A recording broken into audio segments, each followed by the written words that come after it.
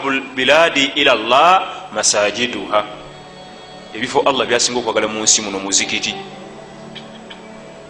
Wa abghadu biladi ila Allah aswaquha, ate ebifo Allah byasingwa okunyigira butale, akatale. Kati bo banafiqhi bali banyonyola hadithi eno balaga nti buli mpisa yonna ennungi mu muzikiti mwegisanga. Abalina irimu babera ku muzikiti, abagala okukola tauba babera ku muzikiti, abagala okukola istighfar ku muzikiti, abanoonya Allah waabwe ku muzikiti, ebizibu bibatuuse bibamazeeyo talina kyalina wadda ku muzikiti, bamalayika ku muzikiti. Kati omusajja ayinza okuba anoonya kudda wa Allah we gwanoonya ngaomugoba. Ate akatale buli muze gwonna gwomanyi ne gwotalabangako omubi, eyo gyegisibuka. Matatu, njaga, abawemula, obuseegu, obukaba, ababbi, buli muze gwonna gwomanyi katale ye hedikota. Tewaliyo kifo kibiramu mize mibi nga gikuŋŋandya mu kifo kimu mu kaseera kekamu nga butale.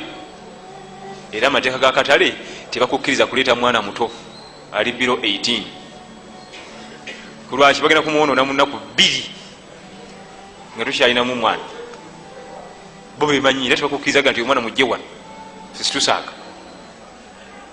kubanga bemanyi mize gyonna giri eyo. Kati bwotunulira ero bannafiki kyebatugamba nti ahabu lbiladi ila Allah, ebifo Allah byasinga okwagala masajiduha gyemizikiti. Lwaki ajagala nnyo? Buli kalungi ye kali. Kati munazze anoonya Allah we. Abantu abo abatwegasseeko nga tuli mu mwezi ogwa Ramadan tubagazise, tubanirize, tubagazise, si kubatamisa. Nga bwe mwasalako omuvubuka ku muzikiti ogumu emiguwa gye mulamanzaani emu, awo temwali mu shariya, mwali kubya mmwe,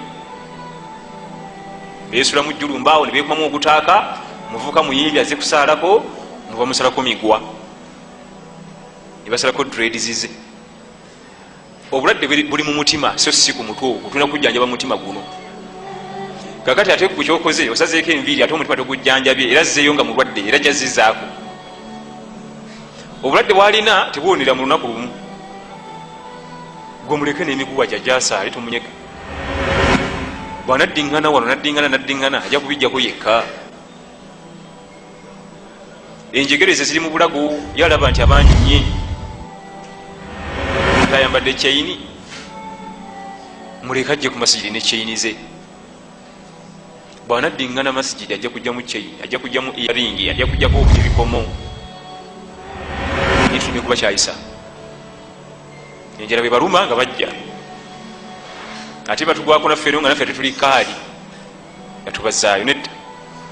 Kyava akugambye Ibn Kahwan, la tushghalanna, tuwefuulanga bize biaibi nafsika biaibi ghairika ghafilan an aibi nafsika innahu aibani. Tuwefuulanga bize ku nsobi z'abanno, obumogo bwe balina, obunafu bwe mu ddiini, ogenda kwerabira ebibyo. Waliwo abamu nga yatunulira butunulizi bunafu bwa munne, namunoonyerezaako kali, gwe wamala okwenoonyerezaako.